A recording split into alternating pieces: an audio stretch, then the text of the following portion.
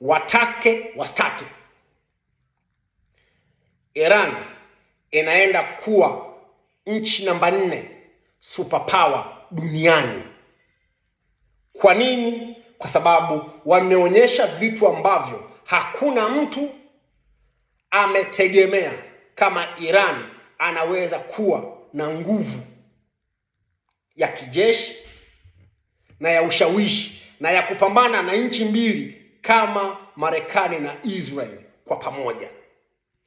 Kitendo hichi New York Times wanasema tayari Iran inaingia kwenye nafasi ya 4 kama superpower.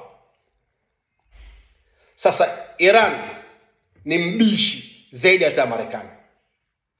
Iran jeuri zaidi hata Marekani. Iran kichwa ngumu zaidi hata Marekani. Ndio maana nikakwambia mbabe amepata mbabe mwenzake. 2011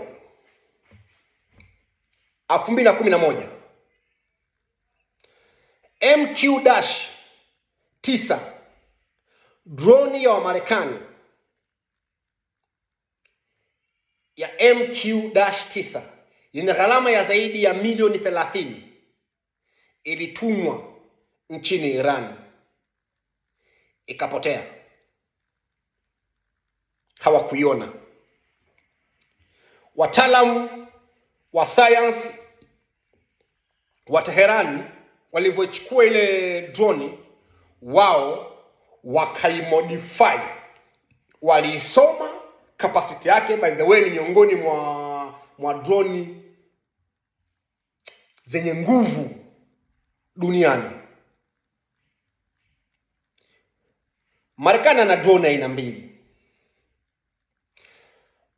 Ana MQ-9 alafu ana MQ-4C. Sasa E4C ndio teknolojia mpya zaidi ya MQ-9.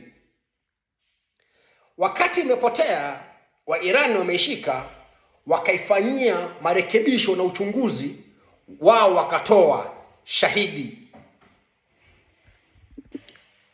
Wao wa Iran wakaimodify, wakatoa shahidi dash 136 yenye uwezo wa kwenda umbali wa kilomita 2500 kwa spidi ya 1800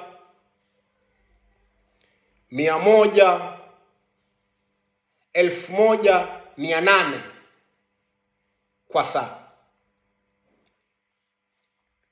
Sasa hali hii ikawapelekea wa Iran kupata nguvu, kwa sababu wao walitengeneza drone hizi za shahidi 136 ambayo inatumia injini ya pikipiki kwa gharama ndogo sana, 15 mpaka 20,000. Sasa kituko kinakuja hivi. Marekani amekubali leo kwamba kuna drone yao mpya imepotea ya MQ-4C ambao ndo toleo jipya badala ya MQ-9, na hii drone ni ya gharama kubwa sana, inashinda bei ya ndege ya US F-16, 17, 18 na 16.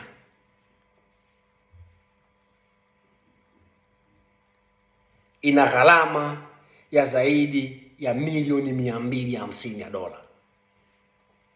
Imepotea. Wao wanasema imepotea. Iran wanasemaje? Tarehe 10 Iran walisema hivi: sisi tumeangusha drone ya Marekani, Amerika ikakataa. Leo imekubali. Sasa hii haijapatikana, jiandae kupata drone nyingine, jiandae kupata sample yake ya hii MQ-4C ya milioni 250 plus. Inashinda bei hata zile ndege za mafuta KC-, inashinda mbali 35, mbali kwa gharama. Sasa Trump ameona njia rahisi ya kujiokoa ni kukimbilia China.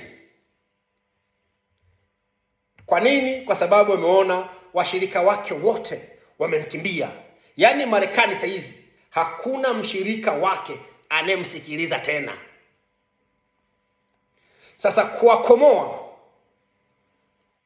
kuwaonyesha kwamba yeye bado ni mkubwa, anaenda kwa Mchina. Kumbuka Emmanuel Macron, rais wa Ufaransa, alisema hivi, tunamkaribisha Mchina kuja Ufaransa. Canada, Mark Carney, MP wao, waziri mkuu wa Canada, alikuwa China. Leo hii Pedro Sanchez, waziri mkuu wa Spain, amemaliza ziara yake leo tarehe 15. Alikuwa kwanza tarehe 11.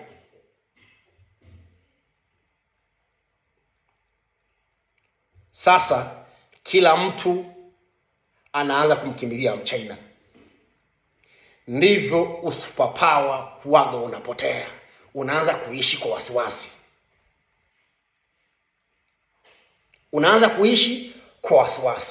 Russia iko pale wala isimu chochote kile. Na mnunuzi mkubwa wa mafuta Mashariki ya Kati 90% ni Mchinese. Baada ya contract ya Marekani kuisha, Mchina aliingiza Saudi Arabia bilioni 7. Katari ni yeye. Sasa utajiuliza kwa nini kila mtu anamkimbilia Mchina? Mchina ameanza kuteka soko na ushawishi mkubwa wa dunia pole pole, wala hana haraka, hatumi nguvu.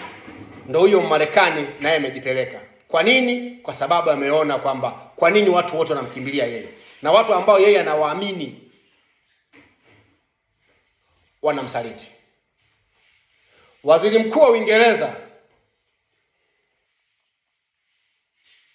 amesema hivi leo, ataendelea na msimamo wake ule, haijalishi itakuwaje, kwa sababu Trump alitaka kukata mahusiano ya ushirikiano wa pamoja na biashara na Muingereza, jambo ambalo ni hatari sana kwa uchumi wa Marekani, siasa za Marekani, biashara ya Marekani, kwa sababu tu ya Muingereza.